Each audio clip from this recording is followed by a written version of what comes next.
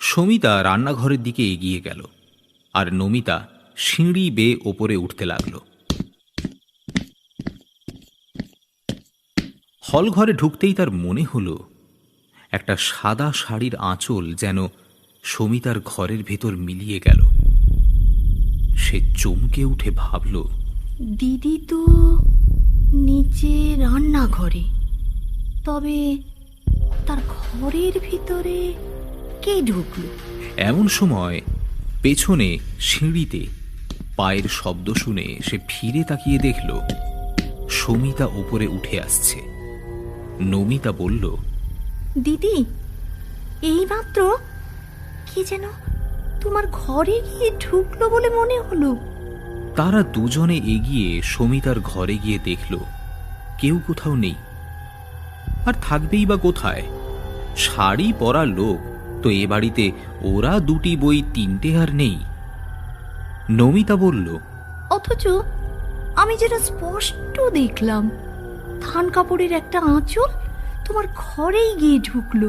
চমকে উঠে সমিতা বলল, থান কাপড়ের আঁচল? সত্যি তাই।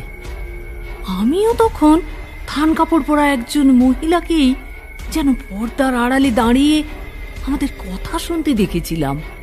নমিতার মুখ শুকিয়ে গেল, তবু হাসি টেনে বলল, তবে কি আমরা সব ভূত দেখতে আরম্ভ করেছি?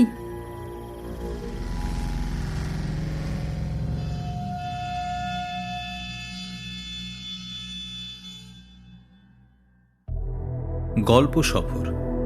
এখানে গল্প আপনার সফর সঙ্গী। আজ গল্প সফরে আপনার জন্যে শ্রী পরেশচন্দ্র ভট্টাচার্যের গল্প আয়নার কুহক।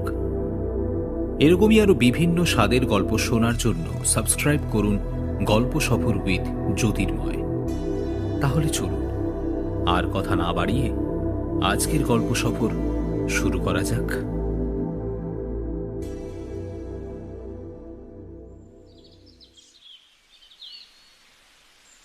শীতের শেষ, পাতা ঝরা গাছগুলোতে আবার নতুন করে কুঁড়ি দেখা দেওয়ার উপক্রম হচ্ছে।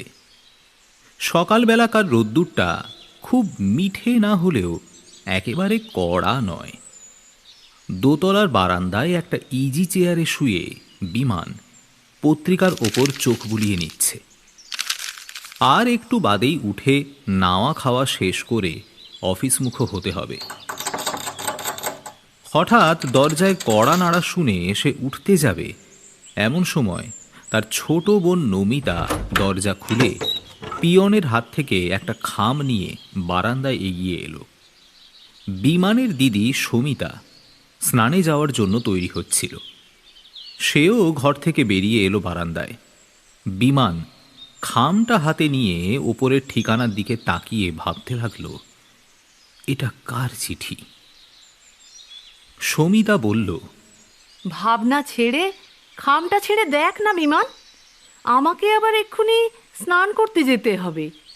বিমান খাম ছিঁড়ে চিঠিটা বের করে মোটামুটি একবার চোখ বুলিয়ে নিয়ে সমিতার হাতে দিয়ে দিল। তারপর চোখ বুজে চেয়ারটায় শুয়ে পড়ল। কপালে তার চিন্তার রেখা সুস্পষ্ট হয়ে উঠল। সমিতা নমিতা দুজনেই এতক্ষণে চিঠিটা পড়ে ফেলেছে, কিন্তু তাদের মুখে যে প্রতিক্রিয়ার চিহ্ন দেখা দিল তা বিমানের মতো নয়, ভিন্নতর। সমিতার মুখে আনন্দের আভাস ফুটে উঠল, আর নমিতা আনন্দে একেবারেই হাততালি দিয়ে উঠল। সমিতা বিমানকে বলল, তুই ভাবছিস কি বিমান, এতদিনে ভগবান তবু মুখ তুলে চাইলেন। বিমানের চোখে মুখে ক্রমে আশার আলো দেখা দিলেও সে যেন একেবারে নিশ্চিন্ত হতে পারেনি। তবু বলল, বটে। প্রসঙ্গটি আপাতত এখানেই চাপা পড়ে গেল। সমিতার স্কুলের বেলা, বিমানের অফিস টাইম আর নমিতার কলেজে যাওয়ার সময় এসেছে। তাড়াহুড়ো করে সবাই স্নান খাওয়া সেরে যথাস্থানে রওনা হলো। দোতলার সেই ফ্ল্যাটের দরজায় একটা তালা মাত্র ঝুলে রইল। এই ফাঁকে পেছনের ইতিহাসটা একটু সেরে নিলে আমাদের এগোতে সুবিধে হবে। কলকাতার কাছেই একটা মফস্বল শহর। ডাক্তার সেনের খুব ফলাও ব্যবসা। খুব পসার জমিয়ে বসেছেন আর দু হাতে টাকা লুটছেন। তার ছোট ভাই MA পাশ করে শহরেই ছেলেদের একটা হাই স্কুলে মাস্টারি জুটিয়ে নিয়েছিলেন। ডাক্তার সেন নিঃসন্তান, আর তার ভাইয়ের ছিল দুটি মেয়ে আর একটি ছেলে, সমিতা, নমিতা আর বিমান। ভাগ্যের বিপাকে অল্প বয়সেই ওদের বাবা মা দুজনেই অকালে মারা পড়লেন একটা আকস্মিক দুর্ঘটনায়। নিঃসন্তান ডাক্তার সেন তাদের সেই শোক বুঝবার সুযোগ দিলেন না। নিজের সন্তানের মতো করেই ওদের মানুষ করতে লাগলেন। সমিতা BA পাশ করেছে, বিমান কলেজে পড়ছে, আর নমিতা স্কুলেরই ওপর দিকের একটা শ্রেণীতে প্রমোশন পেয়েছে। এমন সময় ডাক্তার সেনেরও ডাক পড়ল পরলোকে। সদ্য বিধবা ওদের জ্যাঠাইমার তখন অবলম্বন বলতে শুধু এই দেবর পুত্র কন্যাগণই। দীর্ঘকালের মধ্যে পরিবারে দুর্ঘটনা কয়েকটি ঘটলেও কারো চোখে মুখে কোনো অশান্তি বা দুর্ভাবনার চিহ্ন ছিল না। কিন্তু ডাক্তার সেনের মৃত্যুর পর দেখা দিল মহা অশান্তি। বিমান আর কিছুতেই তার জ্যাঠাইমার সঙ্গে মানিয়ে চলতে পারছে না। খুঁটি নাটি অনেক কিছুতেই তাদের মধ্যে সংঘর্ষ বাঁধতে লাগল, আর তা শিগগিরই সংক্রামিত হল সমিতা আর নমিতার মধ্যে। প্রত্যক্ষ সংঘর্ষে যোগ না দিলেও একটা পরোক্ষ প্রভাব তাদের ওপর এমন একটা প্রতিক্রিয়া সৃষ্টি করল, যার জন্যে তারা এই অস্বস্তিকর পরিস্থিতিতে আর কিছুতেই বরদাস্ত করতে পারছে না।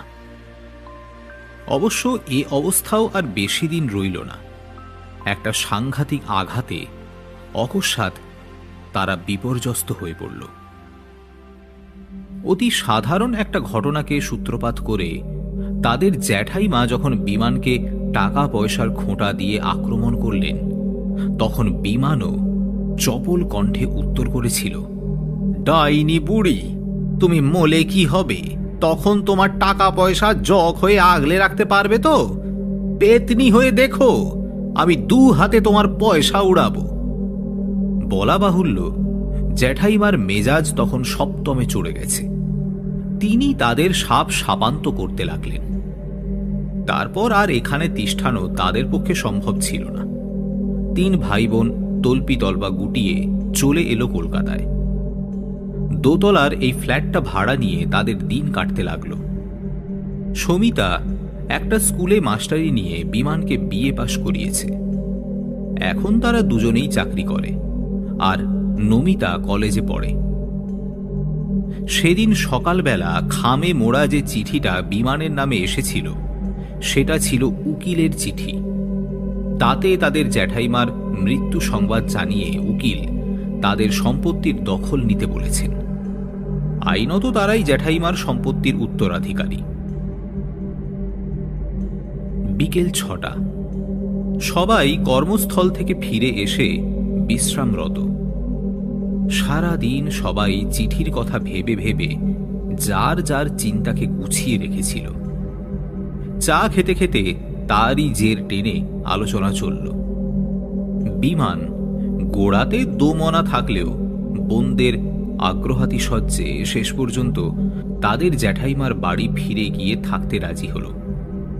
ঠিক হলো, আপাতত তারা 1 মাসের ছুটি নিয়ে বাড়ি যাবে। তারপর অবস্থা বুঝে ব্যবস্থা হবে।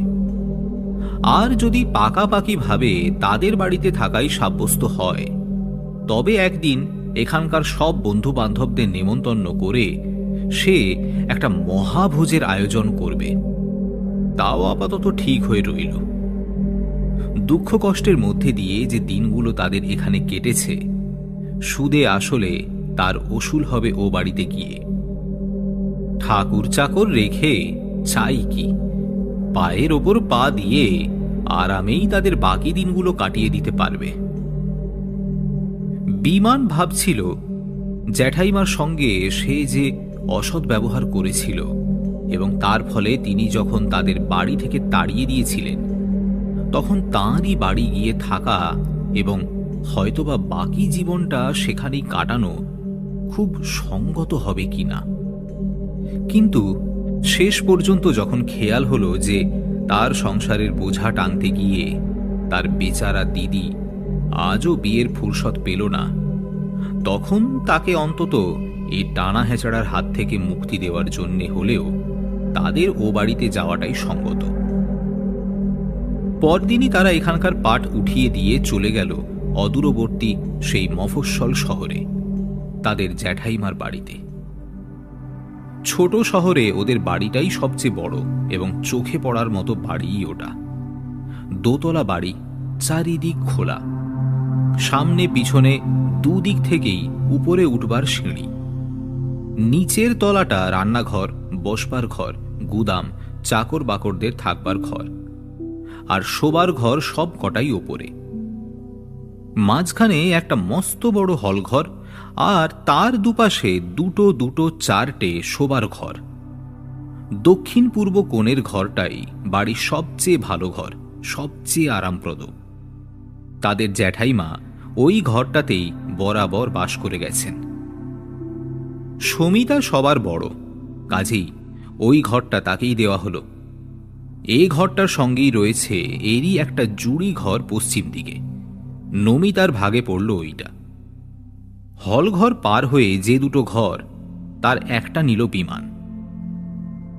সারাটা দিন ওরা সবাই মিলে ঝাড়পোঁছ করে কিছুটা পরিষ্কার পরিচ্ছন্ন করে তুলল ঘরগুলো। নিচে বসবার ঘরে সন্ধেবেলায় ওরা পুরনো স্মৃতি রোমন্থন করছিল।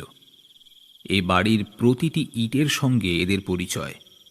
দীর্ঘদিন এখানে বসবাস করে তারা হঠাৎ এ বাড়ি ছেড়ে চলে যায়।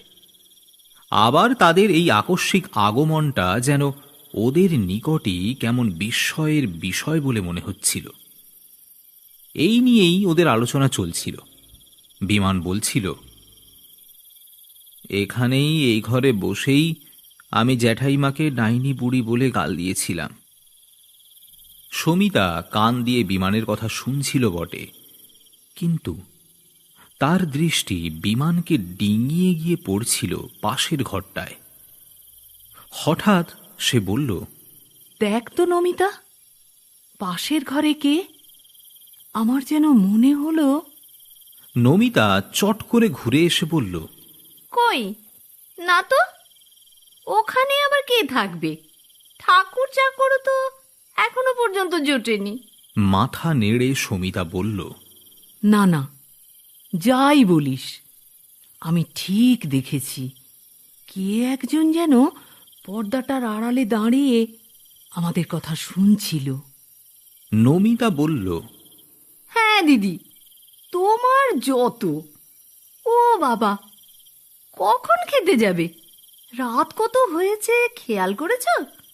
তুমি রান্নাঘরে যাও দিদি, আমি উপর থেকে চট করে ঘুরে আসছি। সমিতা রান্নাঘরের দিকে এগিয়ে গেল, আর নমিতা সিঁড়ি বেয়ে ওপরে উঠতে লাগল। হলঘরে ঢুকতেই তার মনে হলো একটা সাদা শাড়ির আঁচল যেন সমিতার ঘরের ভেতর মিলিয়ে গেল। সে চমকে উঠে ভাবল, দিদি তো নিচে রান্নাঘরে, তবে তার ঘরের ভিতরে কে ঢুকলো? এমন সময় পেছনে সিঁড়িতে পায়ের শব্দ শুনে সে ফিরে তাকিয়ে দেখল সমিতা ওপরে উঠে আসছে। নমিতা বলল, দিদি, এইমাত্র কি যেন তোমার ঘরে গিয়ে ঢুকলো বলে মনে হলো। তারা দুজনে এগিয়ে সমিতার ঘরে গিয়ে দেখল কেউ কোথাও নেই। আর থাকবেই বা কোথায়? শাড়ি পরা লোক তো এ বাড়িতে ওরা দুটি বই তিনটে আর নেই। নমিতা বলল, অথচ আমি যেটা স্পষ্ট দেখলাম, থান কাপড়ের একটা আঁচল তোমার ঘরেই গিয়ে ঢুকলো। চমকে উঠে সমিতা বলল, থান কাপড়ের আঁচল? সত্যি তাই, আমিও তখন থান কাপড় পরা একজন মহিলাকেই যেন পর্দার আড়ালে দাঁড়িয়ে আমাদের কথা শুনতে দেখেছিলাম। নমিতার মুখ শুকিয়ে গেল, তবু হাসি টেনে বলল, তবে কি আমরা সব ভূত দেখতে আরম্ভ করেছি?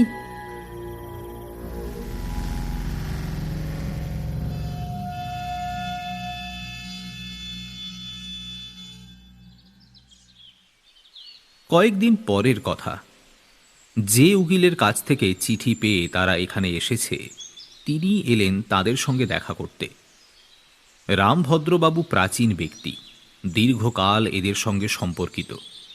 শুধু উকিল হিসেবেই নয়, তিনি ছিলেন ডাক্তার সেনের একজন সত্যিকার হিতৈষী, এবং তিনি এ যাবৎ ডাক্তার সেনের সম্পত্তির রক্ষণাবেক্ষণ করেছেন। বিমান বাড়িতে নেই, ওরা রামভদ্রবাবুকে সঙ্গে নিয়ে বসবার ঘরে গেল। সমিতা কথা প্রসঙ্গে জানতে চাইল, জ্যাঠাইমা কি মরার আগে খুব বেশি কাহিল হয়ে পড়েছিলেন? সহসা রামভদ্রবাবুর মুখ দিয়ে কোনো উত্তর জোগাল না। তিনি আমতা আমতা করে বললেন, তা মানে অর্থাৎ তার ঠিক মৃত্যুর সময়টাতে আমি এখানে উপস্থিত ছিলাম না। তার এ উত্তরে সমিতা সন্তুষ্ট হতে পারল না। তার যেন মনে হলো রামভদ্রবাবু প্রসঙ্গটা এড়িয়ে যেতে চাইছেন। তাই সমিতা সরাসরি প্রশ্ন করল, আচ্ছা, তার শেষ চিকিৎসা কে করেছিলেন? এবার রামভদ্রবাবু একটু স্পষ্ট করেই বললেন, চিকিৎসা তার ডাক্তার গুহই করেছিলেন। তবে যতদূর মনে হচ্ছে তোমাদের জ্যাঠাইমার মরবার অন্তত 10 দিন আগে থেকেই তিনি আর চিকিৎসা করাননি। নমিতা বললে, ও, তাহলে চিকিৎসার অভাবেই তার মৃত্যু হয়েছে? রামভদ্রবাবু জবাব দিলেন, না মা, না না, কথাটা ঠিক হলো না। চিকিৎসার তার প্রয়োজন ছিল না। তিনি অনেকটাই সুস্থই হয়ে উঠেছিলেন। তারপর সেদিন যখন ডাক্তারকে তিনি খবর পাঠালেন, তখন ডাক্তার বাড়িতে ছিলেন না। তিনি যখন এসে পৌঁছলেন, তখন সব শেষ হয়ে গেছে। সমিতা নমিতা দুজনেই একসঙ্গে বলে উঠল, তার মানে? রামভদ্রবাবু এবার একটু থতমত খেয়ে বললেন, মানে তখন তিনি, অর্থাৎ তার মৃত্যুটা ঠিক স্বাভাবিক নয়। তার শোবার ঘরের কড়িতে একটা শাড়ি ঝুলিয়ে, না, হ্যাঁ, শাড়িটা বেশ শক্তই ছিল, ছিঁড়ে যায়নি। দু হাতে মুখ ঢেকে ফেলে সমিতা আর নমিতা। খানিকক্ষণ সব চুপচাপ। রামভদ্রবাবুও এই অবসরে তার উত্তেজনাটা একটু প্রশমিত করে নেবার সুযোগ পেলেন। খানিক বাদে একটু ধাতস্থ হয়ে সমিতা বললে, তাহলে তিনি আত্মহত্যা করেছেন? রামভদ্রবাবু মাথা নেড়ে স্বীকৃতি জানালেন। সমিতা বলল, থাক, ভালোই হলো, খবরটা জেনে রাখলাম। কিন্তু আমার একটা অনুরোধ, বিমানকে খবরটা জানাবেন না। ওর শরীরটা খুব একটা ভালো নয়, হয়তো এ আঘাত সইতে পারবে না। রামভদ্রবাবু স্বীকৃত হলেন। আরও খানিকক্ষণ কথাবার্তা বলে তিনি বিদায় নিলেন। দু বোন খানিকক্ষণ চুপ করে থাকার পর সমিতাই প্রথম কথা বলল, তাহলে এই ঘটনা গোড়া থেকেই আমার যেন কেমন একটা সন্দেহ হয়েছিল, আর এই জন্যেই এই সমস্ত। নমিতা তার দিদিকে দু হাতে জড়িয়ে ধরে বলল, আমার ভয় করছে দিদি।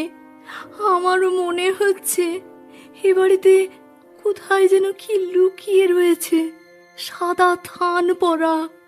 সমিতা কথাটা শেষ করল। সাদা থান পরা একজন মহিলা যেন বাড়িময় ঘুরে বেড়াচ্ছেন। হ্যাঁ রে নমি, জ্যাঠাইমাই তো শেষ বয়সে সাদা থান পরতেন না রে? হঠাৎ যেন সমস্ত প্রশ্নের মীমাংসা হয়ে গেল। কিন্তু এতে তাদের ভয় মোটে কাটল না, বরং একটা অজানা আতঙ্ক যেন ওদের বাক রুদ্ধ করে দিল। অনেকক্ষণ পর বিমান ঘরে এসে ঢুকতে তাদের ভয় খানিকটা কমল, মুখ দিয়ে কথা বেরোল। তারা বিমানকে জানালো যে উকিল রামভদ্রবাবু এসে খানিক অপেক্ষা করে চলে গেছেন। তিনি কিছু বলে গেছেন কি না জানতে চাইলে নমিতা বলল, তেমন কিছু নয়। তাদের আলাপ আলোচনার কোনো কথাই তারা প্রকাশ করল না। দিন তাদের কেটে চলল শঙ্কার আর একটা অজানিত বিভীষিকার মধ্যে দিয়ে, কিন্তু বিমানকে তারা কোনো কথাই জানালো না। একদিন সমিতা নমিতাকে ডেকে বললে, দেখ তো নমিতা, কি অদ্ভুত কাণ্ড। এ কদিন ধরে তারা সর্বক্ষণই সচকিত ছিল। সমিতার ডাক শুনে নমিতা সঙ্গে সঙ্গে তার ঘরে চলে এলো। সমিতা কিছু না বলে শুধু দেওয়ালে টাঙানো বিরাট আয়নাটার দিকে আঙুল বাড়িয়ে দিল। নমিতা এগিয়ে দেখল আয়নাটার গায়ে একটা অস্পষ্ট কালো দাগ। সে শাড়ির আঁচল দিয়ে ওটাকে ঘষে তুলে ফেলতে চেষ্টা করল। সমিতা বলল, বৃথা চেষ্টা, এ কিছুতেই উঠবে না মনে হয়। দাগটা আয়নার উপর নয়, একেবারে ভেতরে। নমিতা বলল, তাতে আশ্চর্য হবার কি আছে? সমিতা একটু উত্তেজিত ভাবেই বলল, নেই কিছু। আমাদের জন্মের আগে এ আয়না কেনা হয়েছে, কিন্তু এ পর্যন্ত কোনো দাগ ছিল না। কাল পর্যন্ত এ দাগ ছিল না। সেদিন রাত্রিতে নমিতার চোখ জড়িয়ে এসেছে এমন সময় তার দরজায় মৃদু পদধ্বনি, আর সঙ্গে সঙ্গে সমিতার ভয় জড়িত কণ্ঠ শুনতে পেল। ঘুমিয়েছিস নমিতা? সে কি রায়! এক লাফে বিছানা ছেড়ে নমিতা দরজা খুলে বাইরে চলে এলো। সমিতার মুখ ভয়ে বিবর্ণ হয়ে গেছে, আর আতঙ্কে সে হাত মোচড়াচ্ছে। নমিতাকে ডেকে ঘরে নিয়ে এসে আয়নাটার দিকে আঙুল বাড়িয়ে দিল। আয়নার দিকে তাকিয়ে নমিতা চমকে উঠল। তার মুখে চোখেও ভয়ের রেখা দেখা দিল। আয়নার দাগটা আরো একটু স্পষ্ট বোঝা যাচ্ছে, যেন কিসের একটা ছায়া পড়েছে। সমিতা নমিতার মুখের দিকে তাকিয়ে বলল, উপর থেকে কি যেন একটা ঝুলে পড়েছে, আর তারই ছায়া বলে মনে হচ্ছে, তাই না? নমিতা দু চোখ বন্ধ করে তার দিদিকে জড়িয়ে ধরে বলল, আমারও তাই মনে হচ্ছে। কি ভয়ানক দিদি! সমিতা এতক্ষণে নমিতাকে সান্ত্বনা দিয়ে বলল, ভয় কি রে? এতে তো আর কোনো ক্ষতি হচ্ছে না, যত কিছু ছায়া পড়ুক না।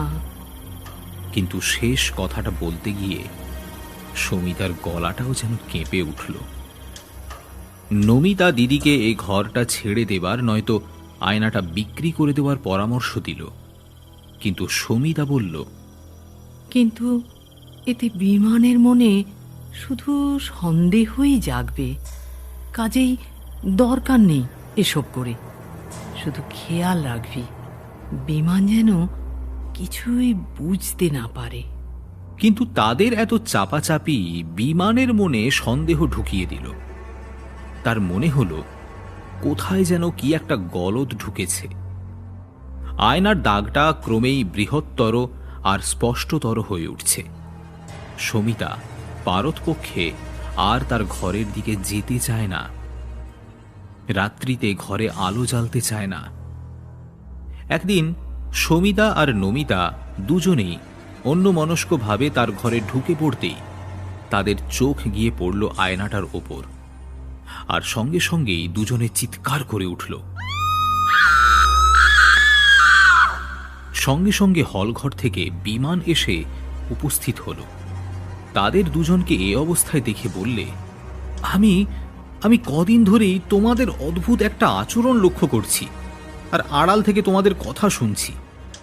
তোমাদের না ডাক্তার দেখানো দরকার হয়ে পড়েছে, নইলে তোমাদের এ ভূত দেখার পাগলামি সারবে না। সমিতা তাকে টেনে এনে আয়নার সামনে দাঁড় করিয়ে দিয়ে বলল, আয়নাটার দিকে তাকিয়ে দেখ, দেখতে পেলি কিছু? বিমানের চোখে লক্ষণীয় কিছুই পড়ল না। সে সোজা ঘাড় নাড়ল।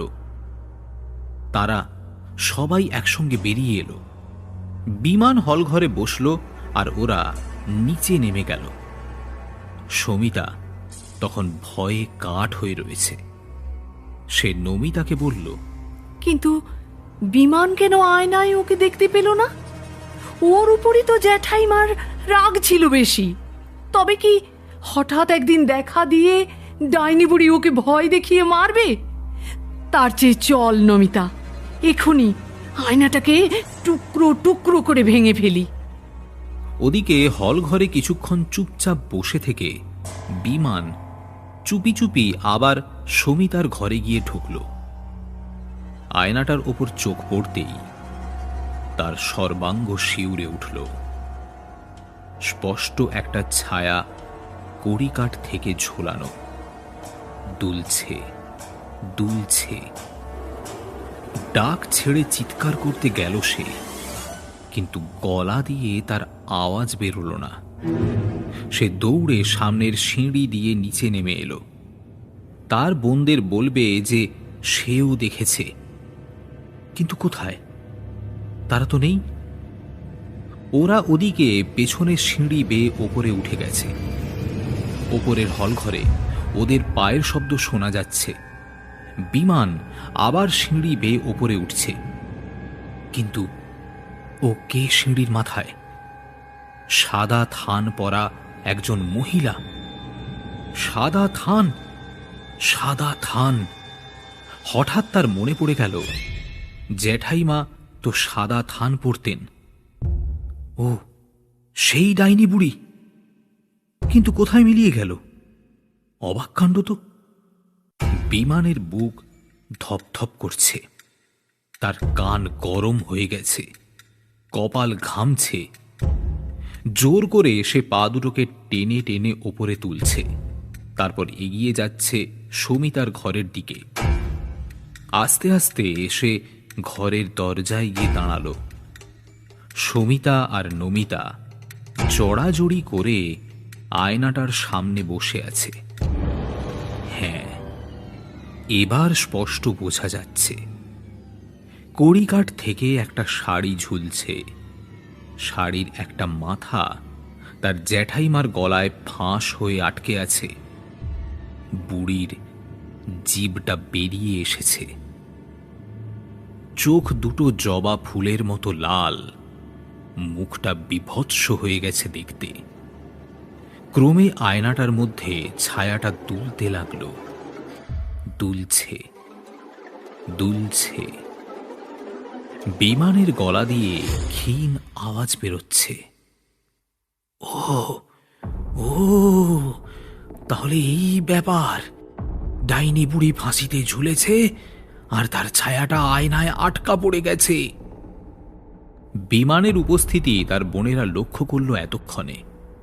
নমিতা সমিতার কানে ফিসফিস করে বললে, দেখতে পেয়েছে দাদা, দেখতে পেয়েছি ওই ছায়াটা। দেখ দেখ, ছায়ামূর্তির চোখটা কেমন জ্বলে জ্বলে উঠছে। বিমানের ক্ষীণ আওয়াজে যেন কিসের জোর লাগলো। তার কথা স্পষ্টতর হয়ে উঠল। এবার এবার বাগে পেয়েছি তোকে ডাইনি বুড়ি, আর পালাতে দেব না। বেঁচে থাকতে তুমি জ্বালিয়ে মেরেছ, মরেও আবার জ্বালাতে এসেছ। দাঁড়াও দাঁড়াও, এবার তোমার জারি জুরি বার করছি। এগোতে এগোতে বিমান একেবারে আয়নাটার সামনে এসে ঝুঁকে পড়ে দেখতে লাগলো। ওই তো ছায়াটার চোখের পলক পড়ছে, কেমন যেন একটা তাকাচ্ছে। চিৎকার করে বিমান দুহাতে মুখ ঢেকে ফেলল। তারপর একটি মুহূর্ত মাত্র গা ঝাড়া দিয়ে এসে উঠে দাঁড়ালো। চোখ দুটো তার জবা ফুলের মতো, মুখের ওপরে নীল শিরাগুলো ভেসে উঠল। আবিষ্টের মতো একবার চারিদিকে তাকিয়ে হঠাৎ পিতলের ফুলদানিটা হাতে তুলে নিয়ে এলো পাথাড়ি আঘাত হানতে লাগলো আয়নাটার ওপর।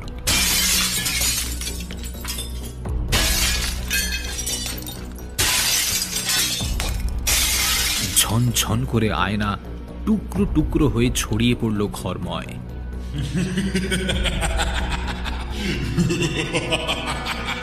ভূতগ্রস্তের মতো অট্ট হাসি হাসতে হাসতে দু পা পিছিয়ে এলো বিমান। হাত থেকে তার ফুলদানিটা খসে পড়ল। বিমূঢ় চমকিত বন্দের দিকে তাকিয়ে হাসতে লাগলো বিমান। ক্লিষ্ট হাসি।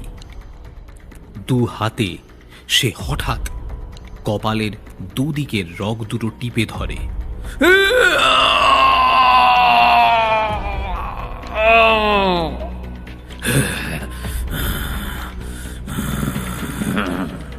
তারপরই সে দুলতে লাগলো ডাইনে বাঁয়ে, ডাইনে বাঁয়ে। সমিতা ও নমিতা দুজনে ভয়ে আতঙ্কে চিৎকার করে উঠল।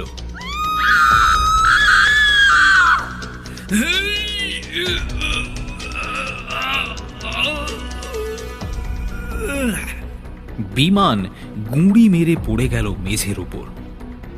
দৌড়ে এসে সমিতা তাকে জড়িয়ে ধরে চিৎকার করে ডাকতে লাগলো, বিমান, এই বিমান, বিমান, এই বিমান, বিমান, কি হলো বিমান, এই বিমান। কিন্তু সাড়া নেই। গা ধরে নাড়া দিল, সবটা শরীর দুলে দুলে উঠল। প্রাণহীন বিমানের দেহটাকে ধরে লুটিয়ে লুটিয়ে কাঁদতে লাগলো সমিতা। বিমান,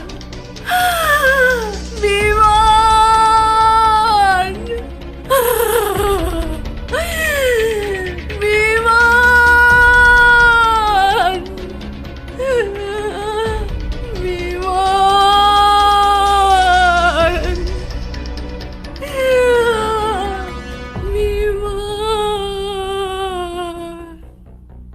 সম্বিত হারা নমিতা চিৎকার করে উঠল, ওই যে ডাইনি বুড়ি দেওয়ালটার গায়ে মিশে দাঁড়িয়ে আছে, ওই যে। সমিতা মাথাটা তুলে আবিষ্টের মতো কাতর কণ্ঠে বলতে লাগলো, না না, বিমান ডাইনি বুড়িকে হত্যা করেছে, আমি দেখেছি, নিজের চোখে দেখেছি। ঠাকুর চাকর চিৎকার শুনে নিচে থেকে এসে দোর গোড়ায় জমা হয়েছে। তারা দেখতে পেল কুণ্ডলি পাকানো বিমানের দেহটাকে জড়িয়ে ধরে পড়ে আছে নমিতা। আর সমিতা ছোট্ট ছেলেকে ঘুম পাড়ানোর মতো করেই যেন বিমানের পিঠে হাত রেখে ঘুম পাড়াচ্ছে, আর শূন্য দৃষ্টিতে যেন কাকে লক্ষ্য করে মিনতি মাখা কণ্ঠে বলছে, যাও যাও ডাইনি বুড়ি, দোহাই তোমার, বিমান তোমাকে হত্যা করেছে, আমি যে নিজের চোখে দেখেছি। জ্যাঠাইমা, যাও তুমি, যাও যাও যাও তুমি, যাও যাও যাও তুমি, যাও যাও তুমি, যাও।